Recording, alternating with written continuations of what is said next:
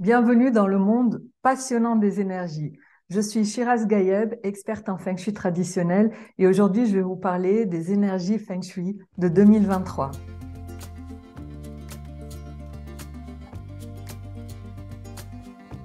Qu'allons-nous voir dans cette vidéo d'aujourd'hui? Eh bien, nous allons commencer par les étoiles annuelles, ces étoiles volantes qui bougent chaque année de secteur. Nous allons voir dans quel secteur se place l'étoile annuelle 5 qui est néfaste et de laquelle il convient de se protéger avec une cure de sel. On va y revenir dans un instant. Et puis, nous allons voir également les étoiles favorables et dans quel secteur elles se situent.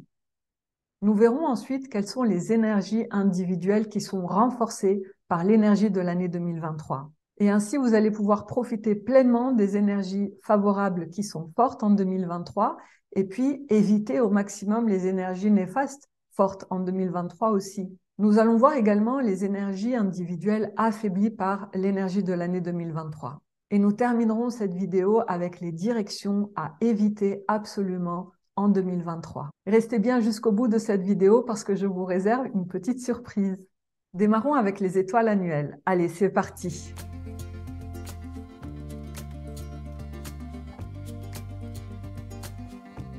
Voici la grille des étoiles annuelles pour 2023. Donc l'étoile 4 se place au centre et vous voyez que l'étoile 5 est au nord-ouest, on y reviendra dans un instant. La 6 est à l'ouest, la 7 est au nord-est, la 8 est au sud, la 9 est au nord, la 1 est au sud-ouest, la 2 à l'est et la 3 au sud-est.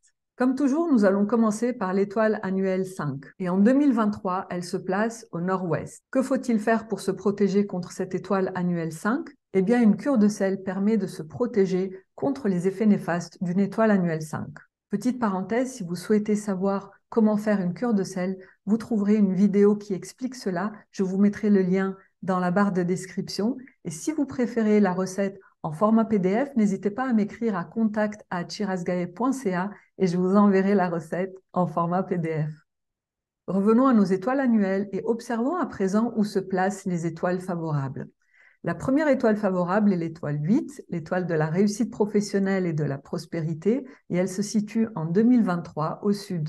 Petit clin d'œil à mes amis du Mingwa 3 qui ont Shengxi au sud, l'étoile 8 au sud, et puis je sais qu'il y en a au moins 2 parmi vous qui ont d'excellentes étoiles permanentes dans le sud de leur logement, alors profitez-en.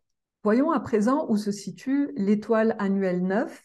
Elle est au nord en 2023. Autrement dit, encore un bon secteur pour les groupes de l'Est, pour les personnes qui ont un bureau au nord ou une chambre à coucher au nord ou une porte d'entrée au nord, vous allez pouvoir profiter pleinement des effets de l'étoile 9 qui est vraiment très soutenante en termes de réputation, de bonne image, de réussite et de prospérité.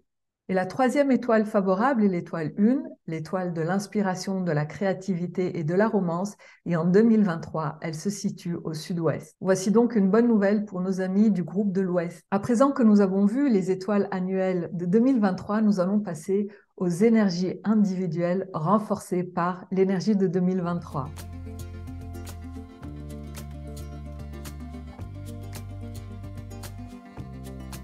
En 2023, nous avons 3 énergies individuelles qui sont renforcées, 2 qui sont favorables et une qui est néfaste.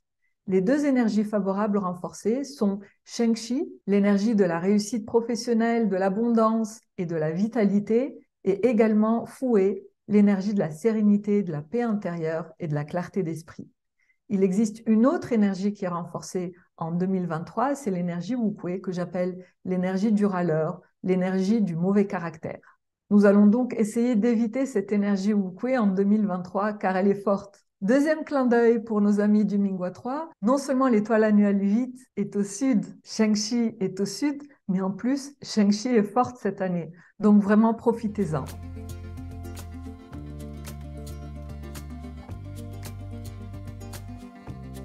Quant aux énergies individuelles affaiblies par l'énergie de 2023, nous allons trouver l'énergie Tianyi, l'énergie de protection, de soutien à la santé et de soutien des autres. Et nous allons également trouver l'énergie Hohai, l'énergie des petits tracas et des petits soucis, et l'énergie Liusha, l'énergie qui draine littéralement nos énergies et qui peut avoir un impact sur nos relations, sur notre santé et sur nos finances. Donc la bonne nouvelle, c'est que les énergies favorables fortes sont plus nombreuses que les énergies néfastes fortes et que les énergies néfastes affaiblies sont plus nombreuses que les énergies favorables affaiblies. Je n'ai pas cité deux énergies, Yan Yen et Zhou-Ming, parce qu'elles ne sont ni affaiblies ni renforcées en 2023.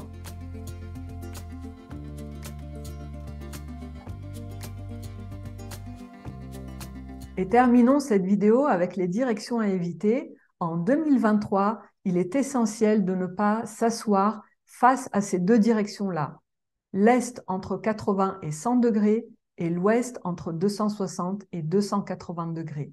Ces directions sont à éviter pour l'assise au niveau du bureau ou dans le salon, le séjour ou la salle à manger. Tous les endroits où vous êtes assis et que vous regardez vers une direction, évitez ces deux directions-là. Donc Est entre 80 et 100 degrés et Ouest entre 260 et 280 degrés. S'asseoir vers ces directions-là attire la malchance, donc il vaut mieux vraiment les éviter durant 2023. En revanche, vous pourrez conserver ces directions s'il s'agit de la direction de votre lit. Voilà, à présent, vous savez tout ce qu'il y a besoin de savoir sur les énergies Feng Shui de 2023. Je vous avais promis une surprise pour la fin de la vidéo, la voici.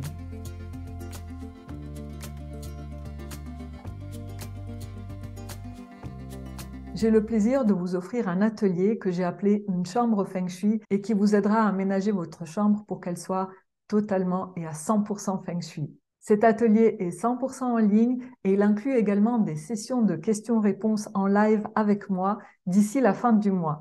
Si cela vous intéresse, n'hésitez pas à cliquer sur le lien dans la description de cette vidéo pour en savoir plus.